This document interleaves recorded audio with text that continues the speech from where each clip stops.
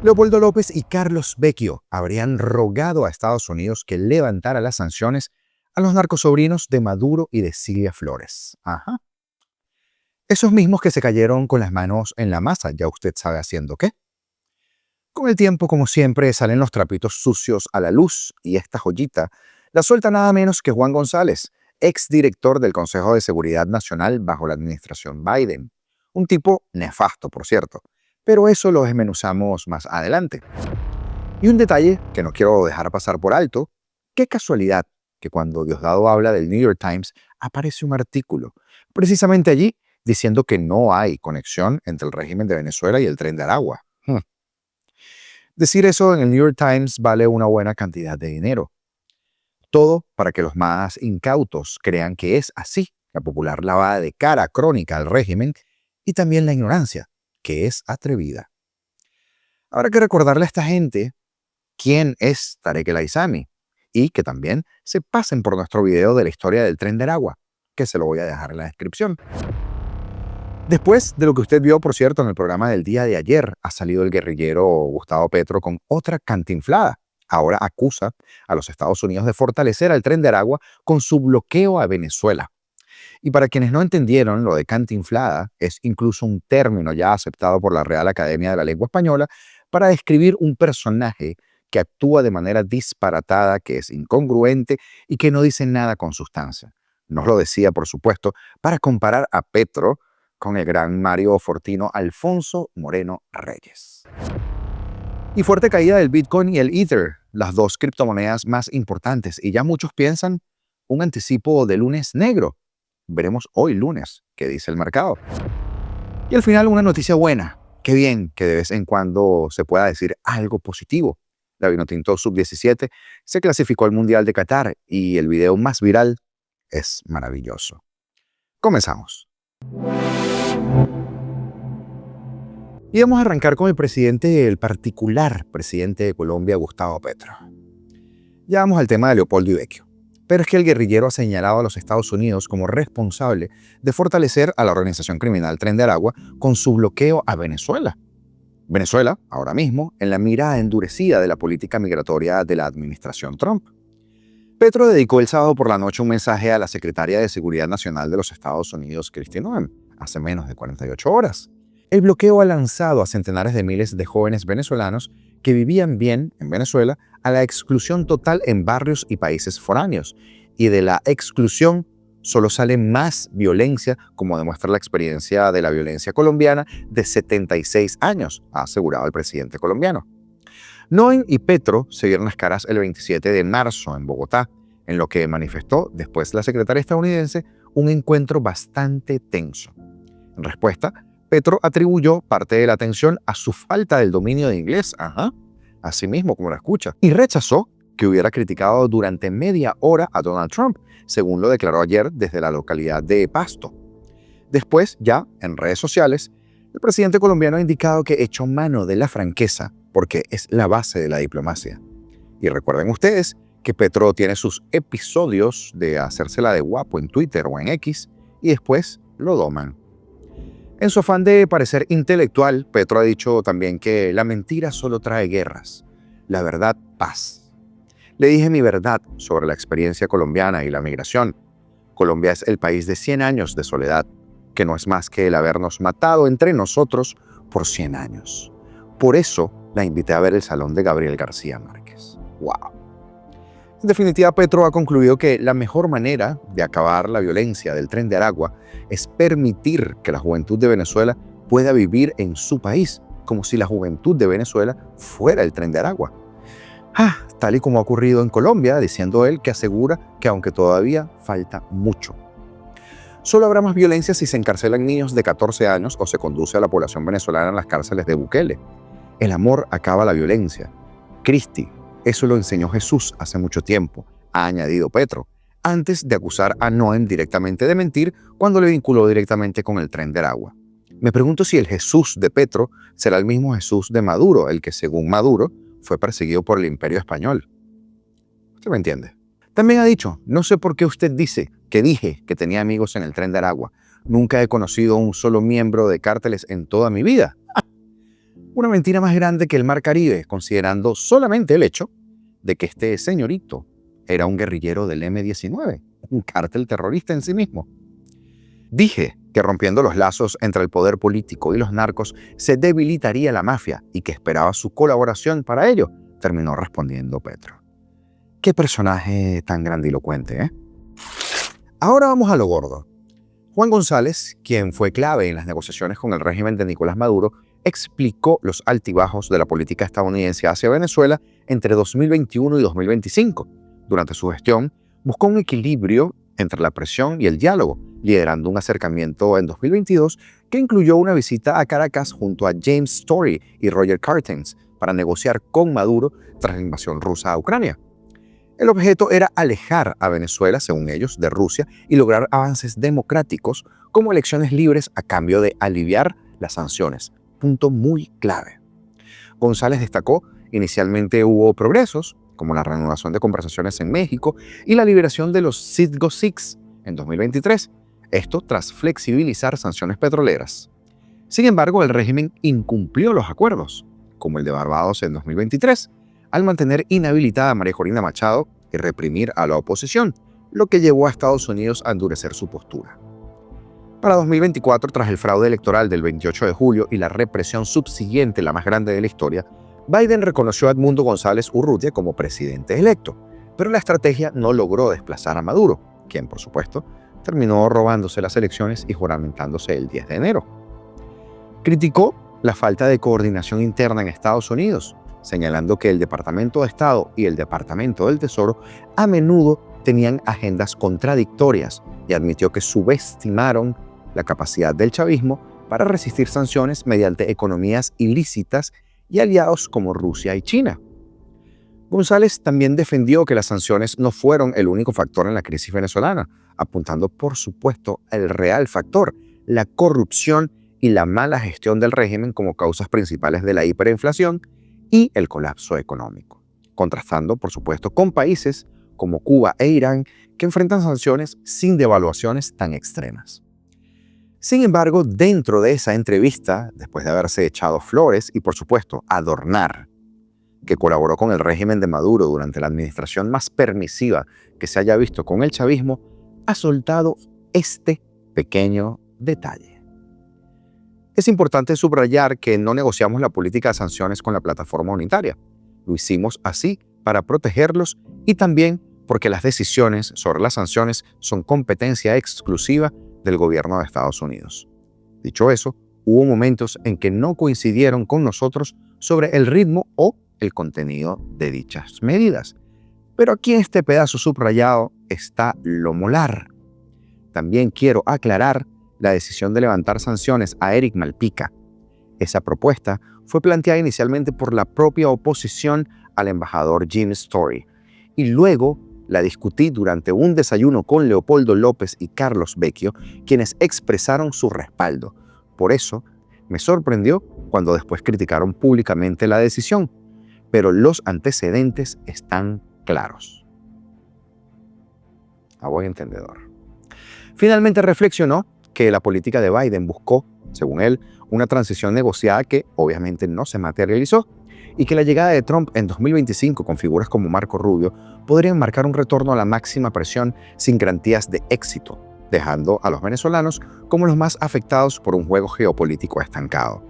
Todo esto como queriendo decir, porque nosotros fracasamos, entonces que fracasen los demás.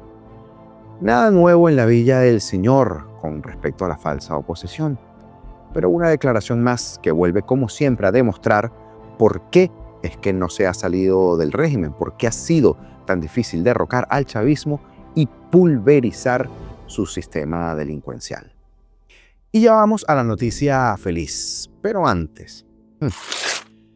El precio del Bitcoin, la criptomoneda de mayor capitalización mundial, caía este domingo por debajo de los $79,000, un retroceso cercano al 5% en la jornada, pero de más de 25% respecto del pico de $106,000 que había alcanzado el 17 de diciembre pasado, en medio de la euforia pro-cripto por las primeras decisiones del gobierno de Donald Trump. Ether, la segunda moneda de mayor capitalización, caía en tanto casi un 13%, por debajo de $1.600 la unidad, completando un panorama de inquietud sobre el rumbo de las valuaciones de cripto luego del anuncio de estos aranceles recíprocos del miércoles pasado por parte del jefe de la Casa Blanca, que generó, por supuesto, una fuerte caída en las bolsas mundiales y en los precios de las materias primas. El anuncio por parte de China de aranceles retaliatorios del 34% para los bienes importados desde Estados Unidos empeoró el clima. De hecho, ya el viernes el Bitcoin había cerrado por debajo de los $82.000. Debe tenerse en cuenta que aunque hay más de 10.000 diferentes tipos de criptomonedas informadas por los portales especializados, Bitcoin y el Ether explican más del 70% de la capitalización mundial de criptomonedas, esto es, el valor de mercado de todas las criptomonedas en circulación. El USDT, la stablecoin de Tether, mantenía su valor en torno a los $0,99 por tratarse justamente de una cripto que es estable, vinculada al precio de la divisa norteamericana y respaldada por reservas de dólares o activos valuados en dólares. Durante la semana, el Bitcoin había dado algunas señales de desacoplarse de los índices de Wall Street, manteniéndose relativamente estable, mientras que el S&P 500 caía un 9% luego de estos anuncios arancelarios. Mike Alfred, fundador del fondo de inversiones Alpine Fox, dijo en un post de X que el aumento del precio del oro, que llegó a superar los $3.100 la onza, era un signo favorable al Bitcoin, pues ciclos previos habían escalado a la vez. Sin embargo, tras los anuncios de Trump, tampoco el oro resistió, cediendo un 1,9% su cotización al cabo de la semana. Jim Cramer, muy conocido analista financiero de CNBC, hizo una dura advertencia al sugerir que los anuncios de Trump del pasado miércoles podrían desencadenar un colapso bursátil similar al lunes negro del 19 de octubre de 1987, en el que cayó el índice Dow Jones un 22,6%. Cramer señaló que si no se premia a los países y empresas que sí cumplen con las reglas, un escenario de ese tipo se vuelve más probable y que podría incluso desencadenarse antes del lunes. Hasta ahora, las reacciones de los índices a los anuncios de Trump incluyeron una caída de 3.900 puntos del Dow Jones, del 5,8% del Nasdaq y del 6% en el S&P 500, en la peor caída en 48 horas desde el inicio de la pandemia. Como factores atenuantes, Cramer citó la fortaleza del reciente reporte de empleo, lo que podría evitar una recesión, incluso si se produce un desplome bursátil. Los mercados futuros abrirán a las 22 horas GMT de este domingo, lo que daría una indicación de cómo podría ser la sesión de hoy lunes. De hecho, los primeros movimientos daban cuenta de una baja del 4,5% en el Nasdaq 100 de acciones tecnológicas. El mercado alcista está muerto, dijo Mark Malek, director de inversiones de Siebert Financial. Puede que veamos algunas ganancias en los próximos días, pero ahora no van a ser sostenibles, señaló en un cable a la agencia Reuters. En los programas del fin de semana, los asesores económicos de Trump buscaron presentar los aranceles como un reposicionamiento inteligente. Por ejemplo, el secretario del Tesoro, Scott Bessent, dijo en Meet the Press, un tradicional programa dominical de NBC News, que no había ninguna razón para anticipar una recesión. En cuanto a criptomonedas, Cramer, el analista financiero de CNBC, respaldó el Bitcoin, pero advirtió contra la inversión en MicroStrategy, una ballena cripto, como se conoce en la jerga del sector, refieren a los tenedores de grandes volúmenes. Un artículo en el portal de Binance, una bolsa de criptomonedas, reportó que una ballena, que no se identificó, había hecho un retiro equivalente a 24.3 millones en Solana, la séptima criptomoneda del mundo por valor de mercado, asumiendo una pérdida de $678.000, un movimiento presumiblemente defensivo ante la posibilidad de la fuerte corrección a la baja. En Argentina, un canal de transmisión permanente de expectativas como el dólar cripto trepaba este domingo desde los 1.340 en que había cerrado el viernes a 1.350 a las 20 horas locales del domingo. El nerviosismo acerca de los efectos de las medidas norteamericanas y las respuestas a China y las medidas que se puedan anunciar también a la Unión Europea impregnan los mercados de un sentimiento negativo en un contexto de alta volatilidad. El índice VIX de volatilidad cerró el viernes en su nivel más alto desde el colapso de 2020 en la etapa inicial de la pandemia COVID. No obstante, observadores del mercado cripto creen que aún la situación podría contribuir a que las criptomonedas, y en particular el Bitcoin, se diferencien de otros activos y se consoliden como activo reserva, lo que, por supuesto, impulsaría su cotización.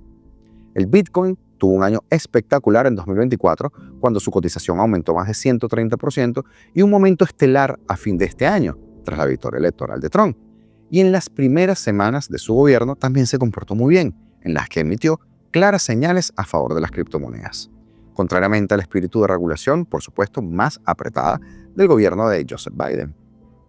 El propio Trump, por cierto, anunció la creación de una reserva estratégica de criptomonedas a partir de bitcoins y, por supuesto, otras especies recuperadas en investigaciones criminales, pero que la reserva tenga peso suficiente requerirá, además de la compra de importantes volúmenes por parte del Fed, del Banco Central o de alguna agencia federal de los Estados Unidos. Luego, sin embargo, los anticipos y los anuncios del presidente de Estados Unidos en materia arancelaria contribuyeron a una inestabilidad que golpeó a Wall Street, al dólar, al petróleo e incluso a las criptomonedas. En el caso del Ethereum, la segunda cripto por capitalización, es aún peor.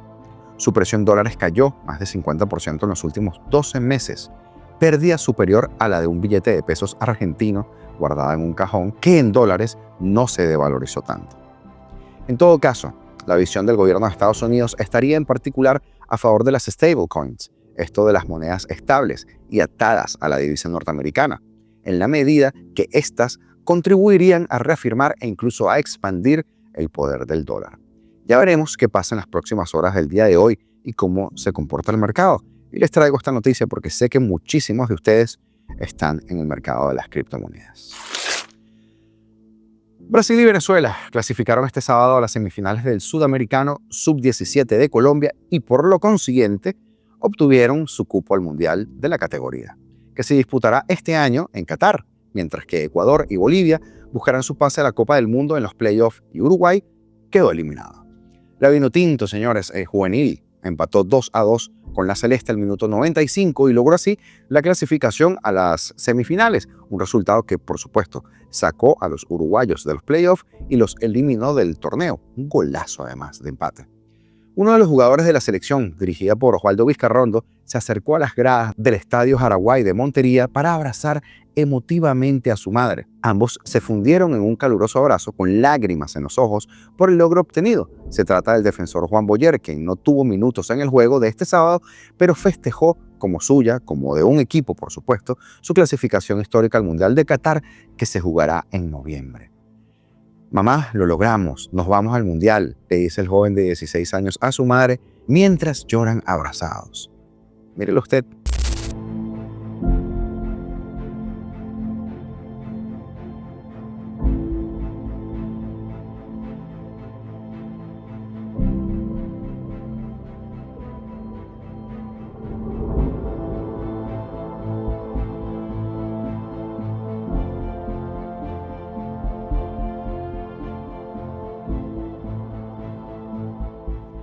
Qué bonito.